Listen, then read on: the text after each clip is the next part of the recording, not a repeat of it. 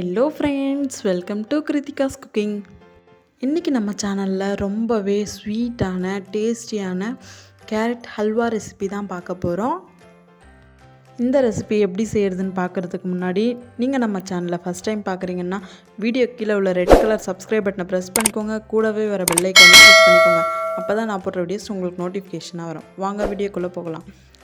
நான் இன்றைக்கி கேரட் அல்வா செய்கிறதுக்கு எடுத்துருக்கிற கேரட் பார்த்தோம்னா இது அல்வா செய்கிற கேரட் தாங்க.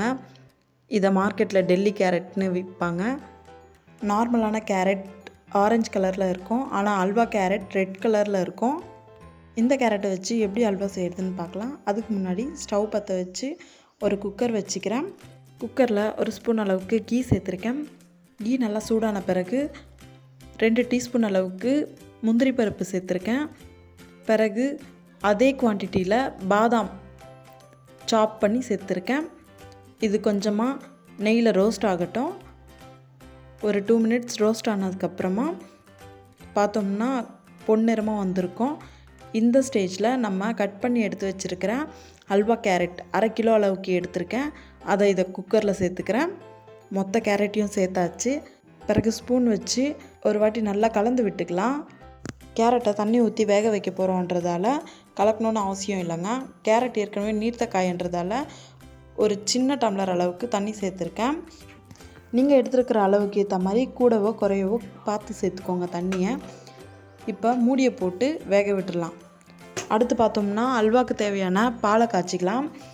நான் 1/2 லிட்டர் அளவுக்கு பால் எடுத்திருக்கேன். பசும்பால் தான் எடுத்திருக்கேன். இதை ஸ்டவ் மேலே வச்சு நல்லா காய விடலாம். 5 நிமிஷம் கழித்து பார்த்தோம்னா பால் நல்லா சுண்டி வந்திருக்கு. இந்த பாலை நல்லா சுண்ட விடணும். இப்போ பார்த்தோம்னா குக்கர் விசில் வந்துருச்சு.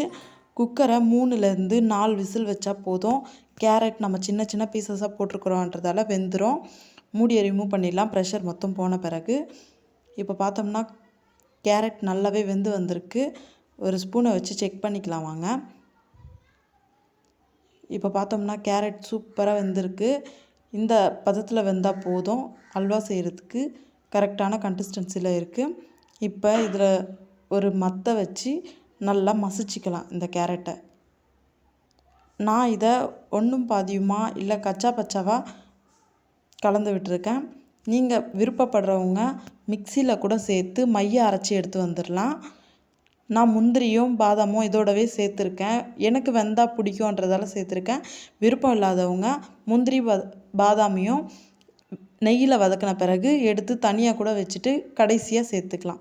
இப்போ பார்த்தோம்னா மொத்த கேரட்டையும் நம்ம மசிச்சாச்சு. இப்போ ஸ்டவ் ஆன் பண்ணி குக்கரை வச்சுட்டு அல்வாவுக்கு தேவையான அளவுக்கு சர்க்கரையை சேர்த்துக்கிறேன். அதாவது 1/2 கப் அளவுக்கு சர்க்கரையை சேர்த்துருக்கேன். சர்க்கரையை சேர்த்து நல்லா கலந்து விட்டுடலாம். எப்போவுமே கேரட் அல்வாவுக்கு சர்க்கரையை கேரட் நல்லா வெந்ததுக்கப்புறமா தான் சேர்க்கணும். இப்போ நம்ம காய்ச்சி வச்சுருக்கிற பால் நல்லா சுண்டி இருக்குது. அதை இந்த கேரட் அல்வாவோட சேர்த்துக்கிறேன். பால் சேர்த்த பிறகு ஒரு கரண்டியை வச்சு நல்லா கலந்து விட்டுறலாம். இப்போ இதில் உள்ள தண்ணி மொத்தமும் இறுகி போகிற அளவுக்கு கலந்து விடணும். இப்போ அல்வாவுக்கு 1 டீஸ்பூன் அளவுக்கு ஏலக்காய் தூள் சேர்த்துருக்கேன்.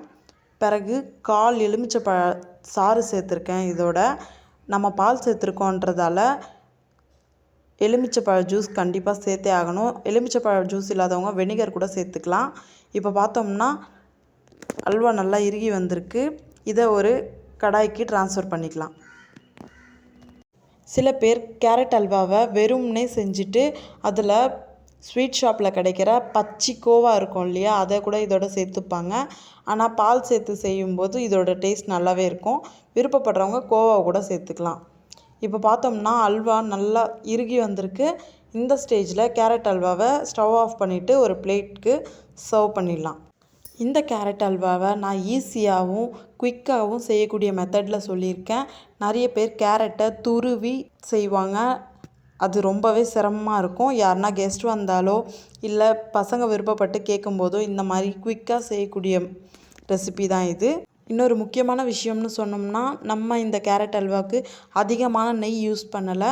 லாஸ்ட்டாக தான் சேர்த்துருக்கேன் நெய்யை. நெய் பிடிக்காதவங்க ஸ்கிப் பண்ணி விட்டுடலாம். அடுத்து சாப் பண்ணி வச்சுருக்கிற பாதாமையும் முந்திரி பருப்பையும் இது மேலே தூவி விட்டு 1 மணி நேரம் இதை ஃப்ரிட்ஜில் வச்சு கூலாக சர்வ் பண்ணிடலாம் நம்ம. இந்த கேரட் அல்வா ரெசிபி உங்களுக்கு பிடிச்சிருந்துச்சுன்னா இந்த வீடியோவை மறக்காமல் லைக் பண்ணுங்கள், ஷேர் பண்ணுங்கள், கமெண்ட் பண்ணுங்கள். கிருத்திகாஸ் குக்கிங்கை சப்ஸ்கிரைப் பண்ண மறந்துடாதீங்க. தேங்க்யூ.